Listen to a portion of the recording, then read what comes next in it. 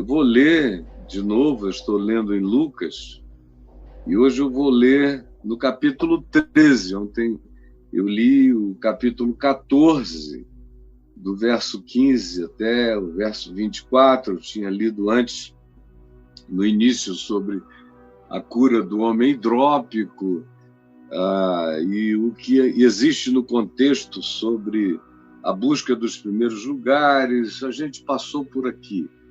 Mas hoje eu quero fazer um contraste entre o dia de ontem e o que se diz agora. Aqui, em Lucas 13, do verso 22 ao verso 30. Eu peço que você fique aqui bem juntinho de mim, para a gente ler juntos e compreendermos, se possível, juntos também, tá bom? Diz aqui a partir do verso 22 de Lucas 13.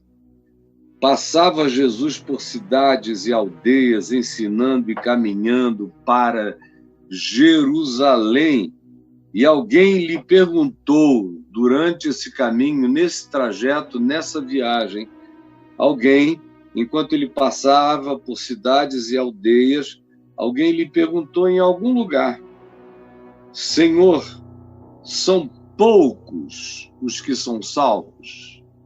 É pouca gente que herda a salvação, que entra no reino dos céus? Essa é a pergunta, guarde essa pergunta. Alguém lhe perguntou: são poucos? Essa vida eterna é para pouca gente? É só uma elite?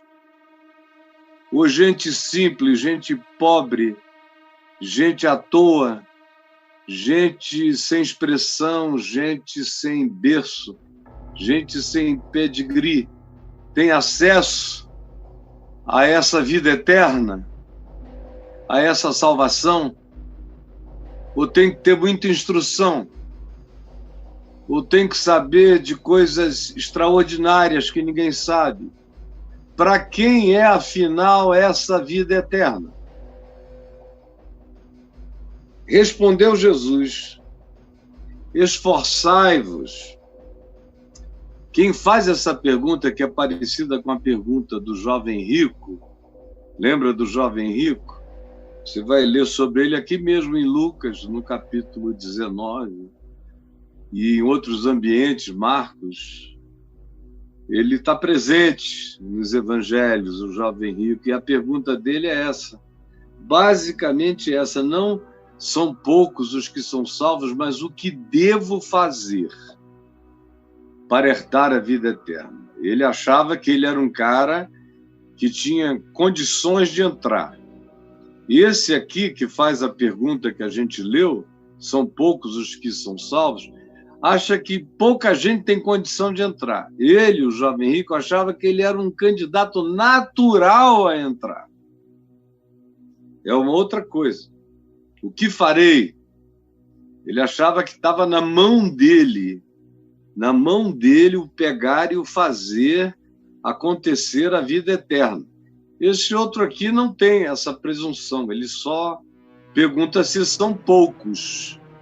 Mas as questões em si não são tão diferentes, exceto pela motivação do perguntador. E aí Jesus responde: esforçai-vos. Para essa gente que quer saber se é difícil, se consegue, como o jovem rico ou como esse perguntador, a resposta de Jesus é muito semelhante: esforçai-vos. Lá para o jovem rico, ele disse os mandamentos, quais eram. E o moço disse: isso aí eu tenho cumprido desde a minha mocidade, pode arranjar coisa mais complicada, porque se a vida eterna depender disso aí, eu já estou dentro.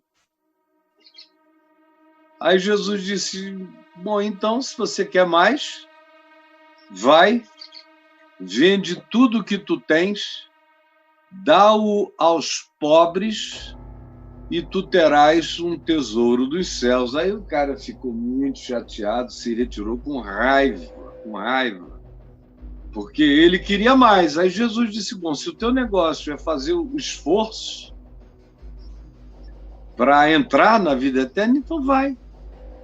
Tem mais uma coisa para você demonstrar na prática, que você ama o próximo de verdade e que você não tem nenhum apego a essas possessividades e que você já é um cidadão que abriu mão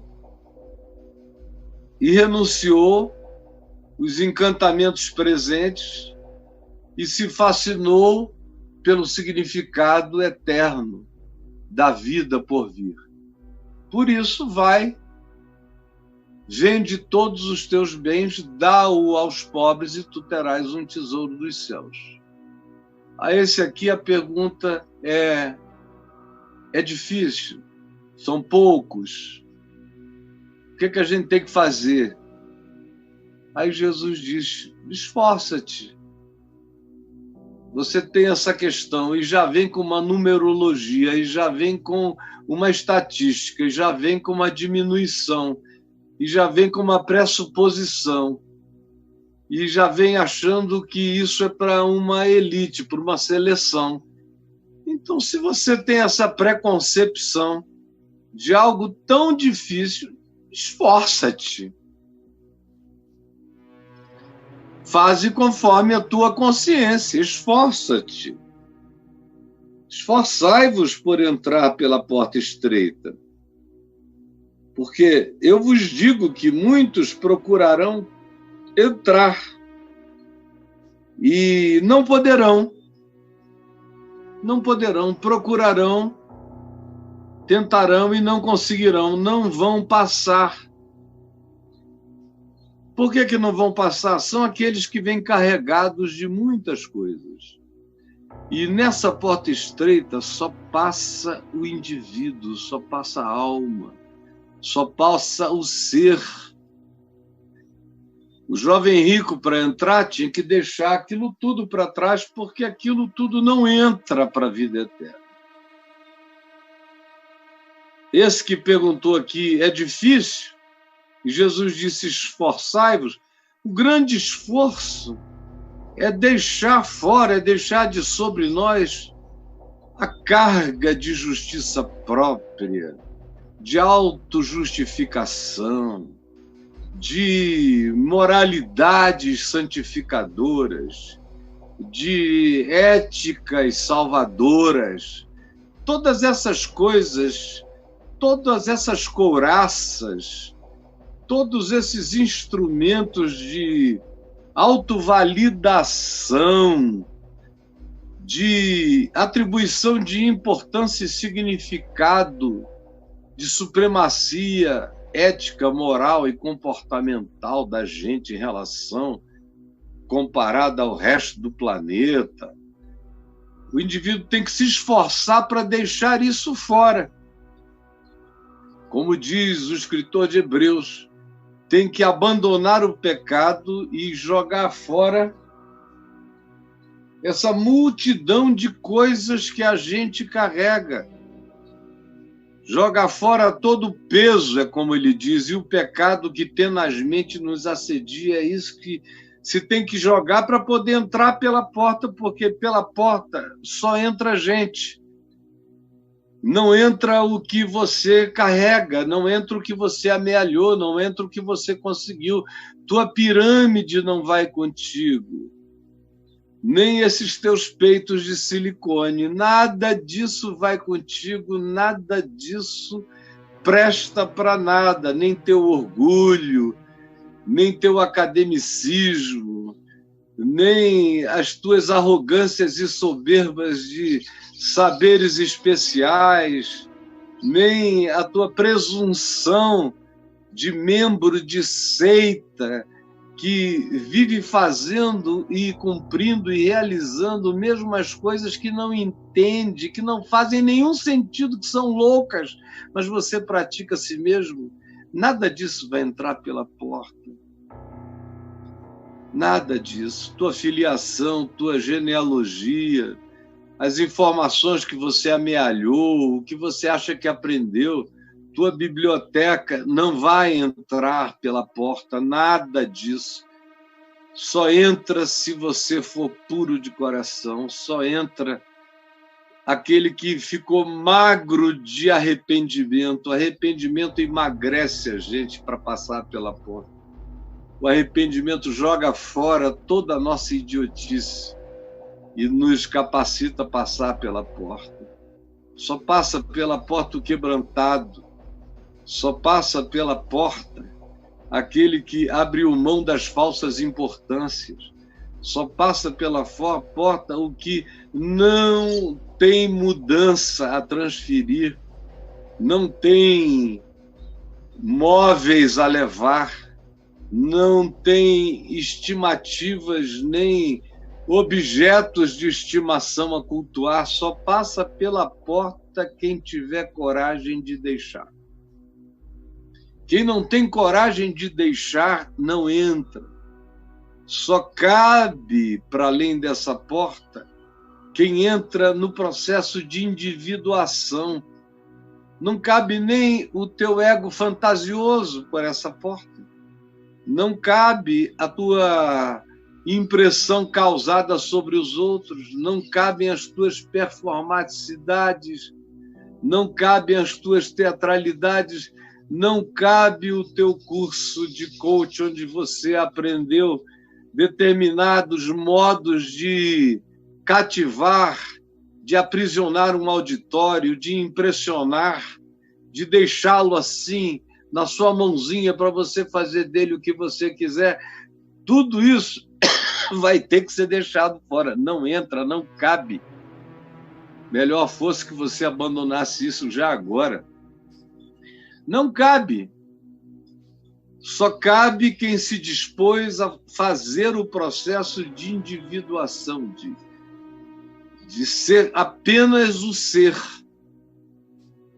sem todos esses penderucalhos apelidados de eu que não são ser, que não são eu, são fantasias, são construções, são alegorias, são máscaras, são, de fato, impressões que você aprendeu a produzir, são suas hipnoses, mas não são o seu eu real, semelhante ao de uma criança, como Jesus disse que tinha que ser.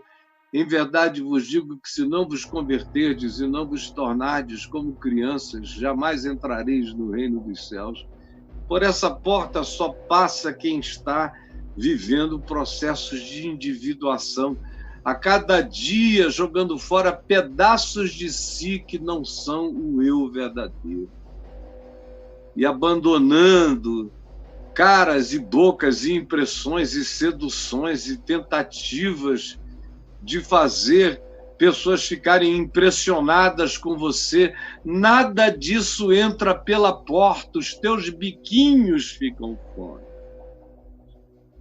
Esse teu ego grandioso, esse narcisismo extraordinário, essa paixão que você tem por você mesmo, esse tesão em si próprio, tudo isso, minha amiga, meu amigo, não passam pela porta. Não passam. Esforçai-vos por entrar pela porta, porque ela é bem estreita. E só entra o eu sincero e verdadeiro, limpo e purificado. Pois eu vos digo que muitos procurarão entrar e não poderão, não aguentarão, não terão a coragem do processo. E quando o dono da casa se tiver levantado e fechado a porta, dono da casa, essa casa tem um dono. E não está entregue a uma média ponderada democrática. Essa casa tem um dono. Essa casa, onde existe essa porta que te importa entrar, tem um dono. E quando o dono da casa se tiver levantado e fechado a porta, e vós, do lado de fora, começardes a bater, ele vos responderá. Ele vos responderá. olhar assim pela fresta aquele bando de gente e vai dizer: não sei quem são vocês, não sei de onde vocês vieram. Ou, de um modo mais clássico, como está escrito aqui, não sei de onde vós sois. Não sei. Mas eles insistirão e dirão: abre-nos a porta. Enquanto ele dirá: não sei de onde vós sois. Não sei. Porque o grande argumento deles tem a ver com pertencimento a determinadas geografias, como é o caso de todo religioso. Ele se agarra a uma geografia. A geografia é variada, mas ele se agarra. Cada um tem a sua geografia de salvação. Parece que a salvação habita lugares, habita ruas, habita casas, habita famílias, habita templos, habita igrejas. Por isso a resposta é: não sei de onde sois, de que lugar vocês são, porque o argumento tinha a ver com lugar, é uma lugarização da salvação. Não sei de onde sois. Então direis: comíamos e bebíamos na tua presença. A gente frequentou lugares onde tu estavas, supostamente. E mais do que isso, a gente tomou ceia. A gente comeu, a gente bebeu. A gente comeu pão, a gente bebeu vinho na tua presença. A gente ceiou na tua presença, mas ele dirá: eu nunca vi vocês. Não sei de onde sois. Então eles dirão ainda além: tu ensinavas nas nossas ruas. A gente aprendeu sobre o Evangelho, sobre ti, aqui mesmo, dentro de casa. Havia uma quantidade enorme de discípulos passando e ensinando, e a gente ouviu. Informação não nos falta, a gente sabe quem tu és. Informação não nos falta, a gente sabe quem tu és, mas ele dirá: eu não sei quem vocês são. Olha a ironia, eles dizendo: nós sabemos quem tu és. E ele dizendo: mas eu não sei quem vocês são. Porque o que importa a salvação não é que você saiba quem ele é que ele saiba quem você é. A informação dessa pedagogia que diz tu ensinavas nas nossas ruas é menos importante do que ele tenha prestado atenção em você, no seu coração, na sua sinceridade, no seu compromisso. Como disse Abraham Lincoln, o importante não é que eu saiba quem Deus é, o importante é que Deus saiba quem eu sou. O importante não é que eu esteja ao lado de Deus, o importante é que Deus esteja ao meu lado. Por isso, o importante não é que você saiba o ensino dele, o importante é que ele te conheça. Ele saiba quem você é. Poxa, gente, é tão simples de entender que não dá para ter argumento contrário, nem desculpa hoje ou em qualquer outro tempo da sua existência. É assim que é e é assim que será. E não queira saber como isso será. Não há argumento de dizer: a gente comia, a gente bebia, a gente tomava ceia, a gente sabia de tudo. E tu ensinavas nas nossas ruas. Ele vai dizer: isso não é o importante.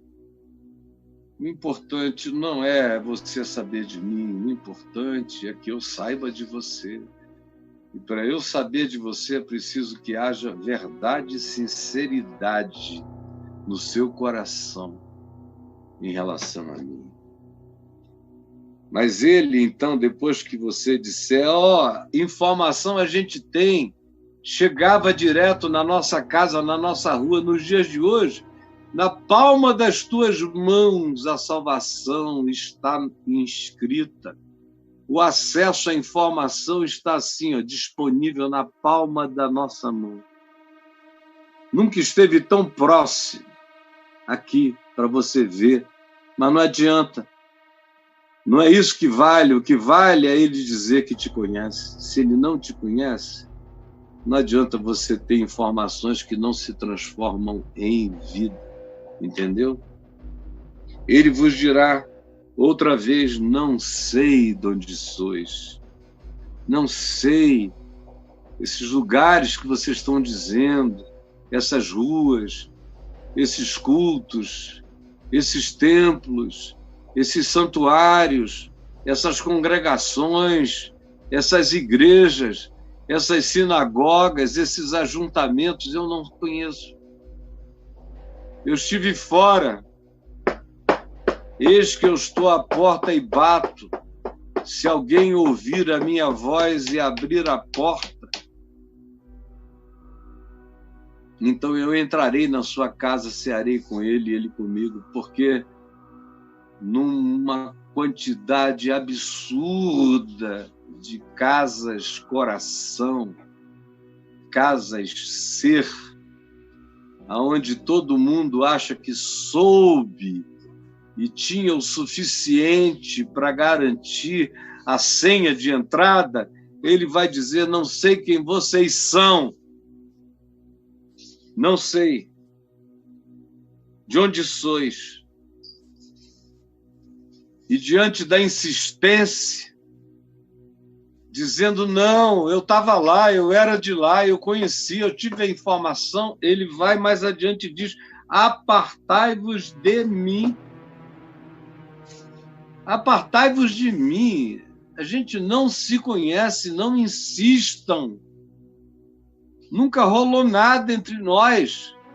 E daí que vocês sabiam o meu nome? E daí que vocês sabiam doutrinas a meu respeito? E daí que vocês tinham informações para dar quem não tinha nada? E daí? Apartai-vos de mim. Informação sem arrependimento, sem quebrantamento, sem mudança de vida, não vale nada. Catequese que não transforma, não vale nada. Mensagem ouvida que não revoluciona o ser, não vale de absolutamente nada. Não lhe dá a senha de entrada. Você está fora. Aparte-se de mim, você e todos os que praticam a iniquidade, conhecem a informação, mas praticam a iniquidade. Conhecem a informação, mas praticam a iniquidade. Apartai-vos de mim. E aí há um parêntese aqui para descrever a cenografia depois disso. É uma descrição escatológico-existencial. Depois disso, então, o que acontecerá? Qual é a experiência que decorre dessa porta fechada, dessa afirmação peremptória de Jesus? Eu não sei de onde vocês são, apesar de vocês insistirem em lugares, em congregação, em encontros, em catequese, em informação, ele vai dizer de novo, nunca vi vocês e saiam da minha presença. E ali haverá choro e ranger de dentes, muita angústia. Angústia para gente que conhecia tudo, gente religiosa, gente que diz, olha, a gente comia e bebia. Você não entendeu ainda que o grupo de risco é justamente esse grupo que tem esses argumentos que diz você andava nas nossas ruas, você ensinava nas nossas casas, a gente ouviu contigo, a gente comeu, a gente tomou ceia, a gente bebeu, a gente estava presente em todas as circunstâncias. Tu ensinavas tu mesmo. Como agora tu dizes que não nos conheces e que não queres nos ver? Você não percebeu ainda que o grupo de risco é esse ao qual você pertence? Que carregar as suas jactâncias, as suas certezas, as suas arrogâncias, os seus supremacismos religiosos e a sua soberba coloca você justamente no grupo de risco. Enche você, todas essas coisas, enche você de comorbidades. Você pode não entrar. Essa é que é a realidade. E ali haverá choro e ranger de dentes. Quando virdes, ele está falando com você, ele está falando comigo, ele está falando com quem diz que come, bebe, sabe, entendeu, nasceu do lado do mundo onde a informação está disponibilizada, tem 1000 Bíblias no seu celular, é você, cara. É a gente. Não deu para ver ainda. E ele diz, ali haverá choro e ranger de dentes. Quando virdes o quê? Quando virdes Jacó, Abraão, Isaque e Jacó, e todos os profetas, Jeremias, Isaías, Ezequiel, Amós, Obadias, e uma quantidade enorme de profetas cujos nomes nunca foram conhecidos, todos eles reunidos em louvor sublime, em alegria eterna, e você do lado de fora. Com tudo que você diz que sabe, que amealhou, que compreendeu, que você tem para si, e você pode até atravessar oceanos para se tornar missionário em terras de ignorantes, mas está de fora. Porque a questão não é que eu conheça a informação, a questão é que aquele acerca de quem a informação é, que ele me conheça, me saiba, me tenha escrito na palma das suas mãos e tenha inscrito a sua palavra dentro de mim, no meu coração. Não é uma questão de ter aprendido ensinos que foram falados na minha rua, é de ter essa palavra, esse evangelho, não como uma tentativa de alguém de comunicar uma boa nova, mas da própria boa nova que foi guardada por mim, ter sido inscrita no meu coração. É aí que acontece toda a diferença. Então, naquele dia, quando virdes no reino de Deus Abraão, Isaque, Jacó e todos os profetas, mas vós lançados fora. Mas vós que tivestes todos esses privilégios e não aproveitastes, lançados fora. E então muitos virão, e vocês verão, a questão grande é nesse dia, a dor é ver. A ênfase é quando virdes. Preste atenção nisso, a ênfase é quando virdes. Ali haverá choro e ranger de dentes quando virdes. É o quando virdes que gera tudo isso.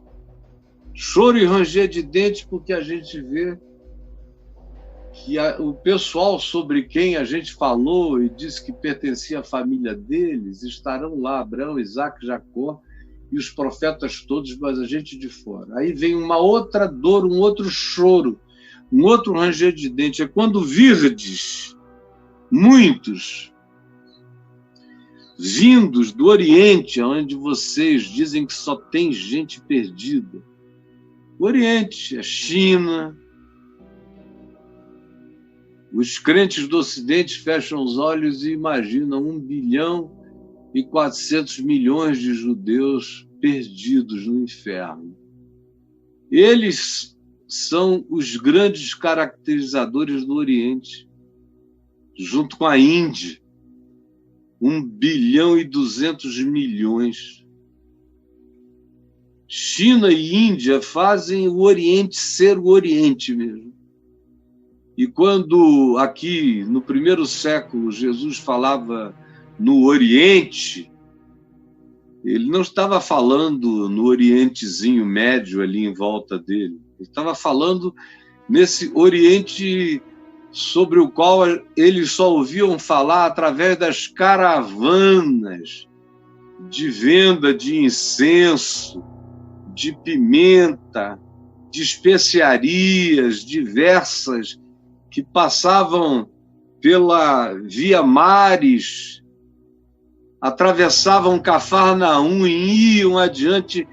Essa era a internet das informações sobre esse povo do Oriente, que não tinha nenhum conhecimento sobre Abraão, Isaac, Jacó, Jesus, Jerusalém, templo nenhum, nada.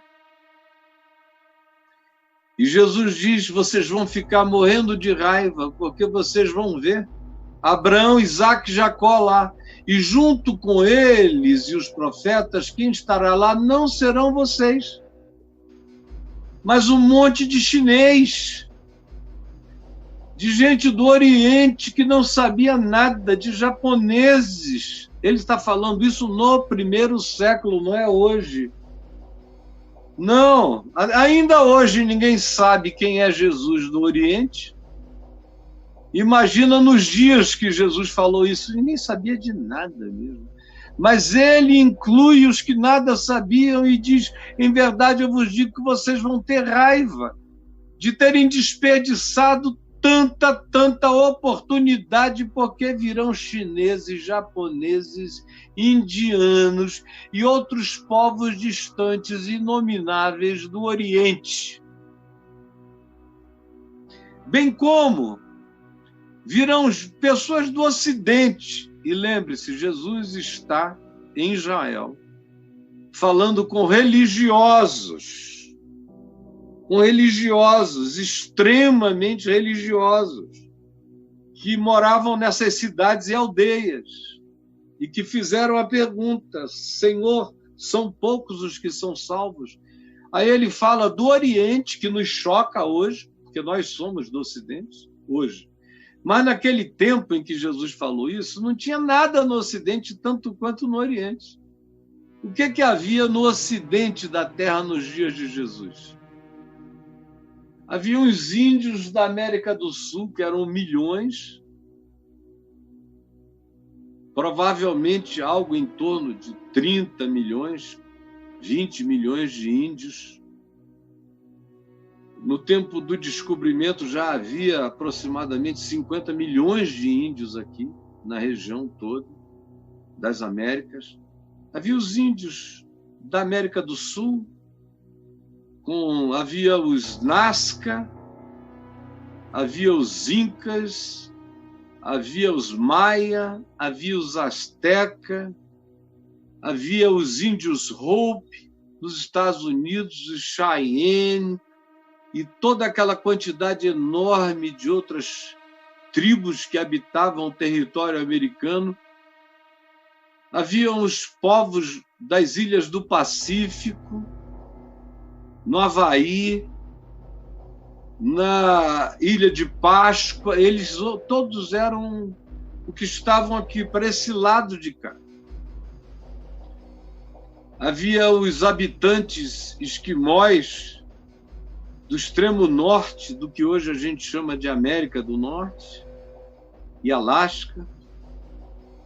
Havia os seres diferentes aqui do Ocidente, tanto quanto havia os do Oriente. Você entende que quando Jesus diz, em verdade eu vos digo que virão muitos do Oriente e do Ocidente, ele não está falando de ninguém que tivesse qualquer informação acerca dele. ou de Abraão, de Isaac ou de Jacó, ou da religião da nossa presunção de salvação, que nos faz pensar que são poucos os que serão salvos, dentre os quais, eventualmente, nós, enquanto o resto do mundo inteiro fica lá perdido. E olha a resposta de Jesus: para vocês é difícil mesmo entrar. A maioria vai ficar de fora. Vocês, a maioria, não entram. A maioria não entra. Vocês ouviram, tiveram, comeram e rejeitaram, não quiseram, não absorveram, não viveram, não andaram na trilha, foram cínicos para com a palavra. Enquanto isso, muitos que, mesmo sem informação nenhuma, responderam ao amor, buscaram a justiça, deram razão à verdade, se curvaram humildemente diante do que não sabiam, abriram o coração para aprender o que desconheciam,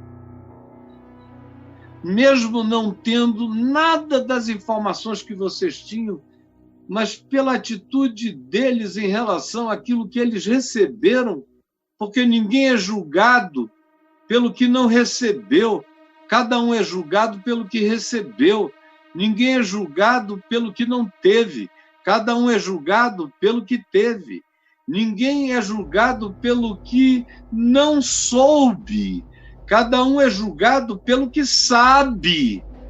Por isso, vocês que sabem, a maioria ficará de fora. Vocês que se jactam em lugares, coisas, ensinos, catecismos, informações, bíblias, talmudes, tudo isso, Jesus diz, para vocês é difícil, esforcem-se. Agora, em verdade, eu vos digo que enquanto vocês que não vão entrar, e a maioria não vai, vocês estão brincando de Deus, blasfemando contra a oportunidade da bondade de Deus o dia inteiro, vocês vão ficar fora. Agora, muitos que não souberam de nada do que vocês souberam vão entrar. Porque o que Deus procura, aqueles que Deus procura para seus adoradores, são aqueles que o adoram em espírito e em sinceridade, são os que preferem a compaixão à lei, são aqueles que preferem a misericórdia ao juízo, são aqueles que preferem a inclusão à exclusão, são aqueles que preferem a tolerância à ortodoxia intolerante, são aqueles que preferem o compromisso com o perdão do que aqueles que, em nome dos seus dogmas, mantêm os seus não perdões matando almas enquanto eles vivem com o direito de odiar. Em verdade, eu vos digo que muitos desses que, estando longe do centro gravitacional da informação, não sabendo de nada, entrarão, enquanto vocês sabiam de tudo, ficarão de fora. É tão simples entender. Virão do Oriente, do Ocidente, do Norte de Israel, da Rússia, naqueles dias de Jesus, da Ásia Menor,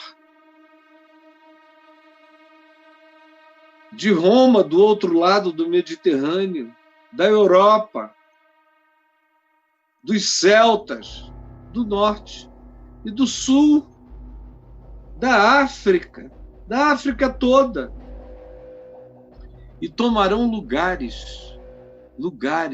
Quantos lugares não há para gente que você não conhece, que você diz que não vai entrar, mas Deus para eles guardou lugares. Na casa do meu Pai há muitos lugares. e tomarão lugares à mesa no reino dos céus, na casa do meu Pai. Contudo, há últimos que virão a ser primeiros, alguns que chegarão por último, como aquele homem que chegou às 5 horas da tarde para trabalhar e recebeu o salário cheio.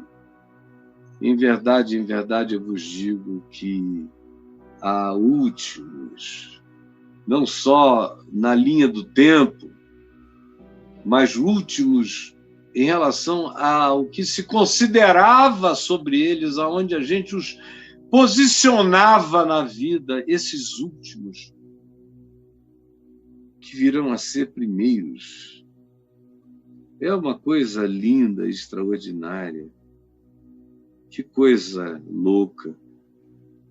Últimos que virão a ser primeiros, e primeiros que chegaram logo, souberam logo, é comigo mesmo. Já marcaram um lugar e disseram: esse assento aqui é meu, porque eu tenho razão de determinar que assim seja.